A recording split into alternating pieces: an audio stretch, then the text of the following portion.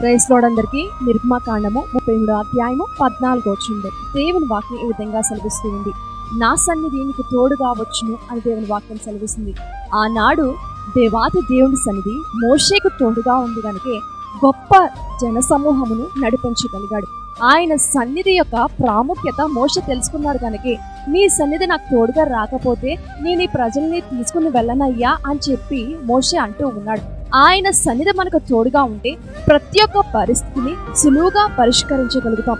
ఆయన సన్నిధి మనతో ఉంటే ఎటువంటి ఆటంకాలు వచ్చినా, ఎటువంటి ఇబ్బందులు కలిగినా సరే ఆయన సన్నిధి మనల్ని ధైర్యపరుస్తుంది. ఆయన సన్నిధి మనల్ని నడిపిస్తూ ఉంది. మన మార్గంలో వెళ్తూ ఉన్నప్పుడు, మనకి తెలియలేని మార్గంలో ప్రయాణం చేస్తున్నప్పుడు కూడా ఆయన సన్నిధి మనకు తోడుగా ఉండి నడిపిస్తుంది. కనుక ఆయన సన్నిధి మనకు తోడుగా ఉండి కడ వరకు నడిపించును గాక. ఆమేన్.